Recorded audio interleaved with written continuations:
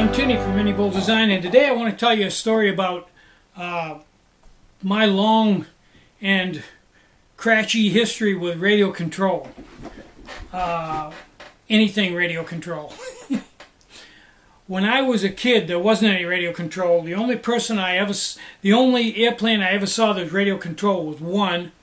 It was a little Cox 049 with a little 2-channel radio, and I saw it, but the guy never flew it. I never saw it fly. Everything back when I was a kid was line control. You stood in the middle with two lines and a handle and a single-speed plane and flew in a circle.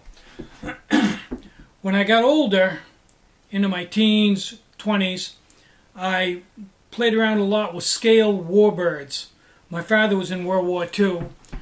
He didn't fly. He was a machine gunner and a cook in World War II, and came home unscathed from it. A little mentally damaged, but that's another story. A veteran. So I built these scale warbirds. I was always attracted to them. My favorite was a P-51 Mustang, a Gillo model P-51 Mustang, but the F-4 Hellcats and Warhawks and stuff like that, I was interested in, and I built all of those scale with a FAI 3/32 rubber and all the stuff, the winders, the whole thing. We got Miles Woodard and I, who's dead now, got right into it. We flew all that was our life for a while, right into the scale warbirds. So later on, Miles and I got into radio control. Well, I did, and he helped me. And I built a Peck Palmer Prairie Bird with a OS 15 motor, real tiny little motor, and promptly wrecked that. And that's another comical story. In a nutshell, after it hit the ground and stopped, the only thing, it was silk span, not monocoque. The only thing it was left with one wing. One wing, one half of the wing looked pretty good. And Miles said, well, at least that wing is okay. And evidently in the crash, the gas tank had popped out and gone into the air. And right after he said that, the gas tank fell out of the sky and went through that wing and ruined that wing.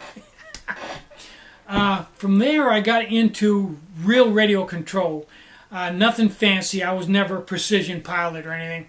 I started out with a Prairie Bird, and then I went to, when I really got into it serious, I started out with the Balsa USA Stick 40s with Fox 40 motors on it, all cheap stuff. Had a lot of fun. Crashed probably 50 of them.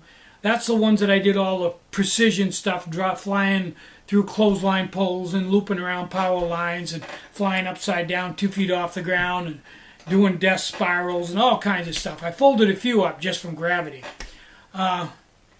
And then I got into progressively more and more sophisticated aircraft.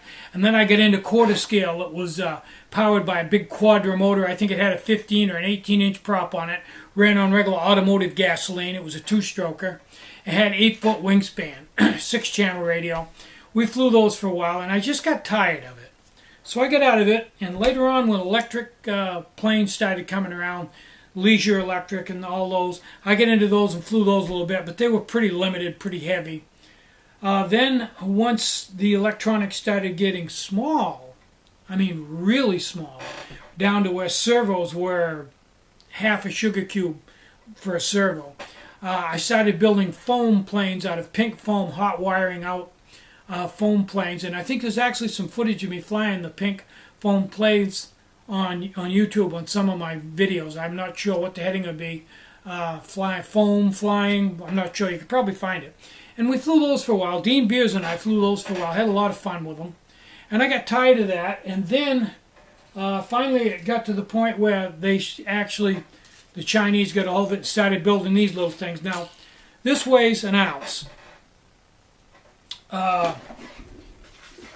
It'll fly, if you throttle back a little bit, it'll fly for a half an hour. And that's the battery. It's a lithium polymer battery.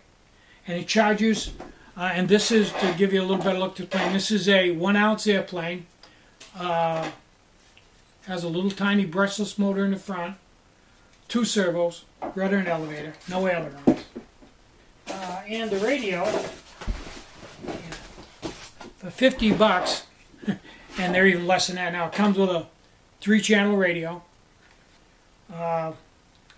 rudder, elevator, and throttle. You can do anything you want with that. And there's a little thing here that pops out, and you plug the battery right into that, and it charges right off the main batteries. It says 6 AA batteries in it. Cool beans? It's even got a red light on it. And yeah, $50 now. It's probably $25. A 1 ounce airplane. Go out and fly till your eyes fall out of your head. Fly for about a half an hour if you throttle back a little bit. And I got tired of those. Then you've seen me fly my little helicopters. These are 1 ounce and fly about 8 minutes on a charge. It takes a lot more electricity, a lot more power to hover than it does to fly, to get the lift over the wing, especially when you're stationary, just hovering. That's where you use the most power. And you can see this is, I think the servos in this are about the size of a head of a match. I mean, the miniaturization they've gotten into is it's way beyond insanity. And they actually have a computer in them. You plug the battery in, turn the radio on, plug the battery in. Both these planes fly that way. Plug the battery in and wait about 10 seconds. And those 10 seconds, the computer in this will talk to the computer in the radio. And they'll do what they call bind. They'll set all the channels up and check everything. And then when it does, a light comes on in here and it'll go, oink. All the servos will come up and a light will come on inside of the cab. And that tells you you're ready to fly. And at the end, when the battery gets low, it'll go into land mode. That light will start flashing and it will power down and come down and shut off. All computerized. All in a 1 ounce model.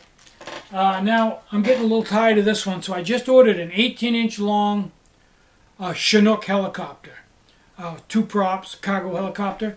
And when that gets here, we'll be flying that, and I'll do some video of that.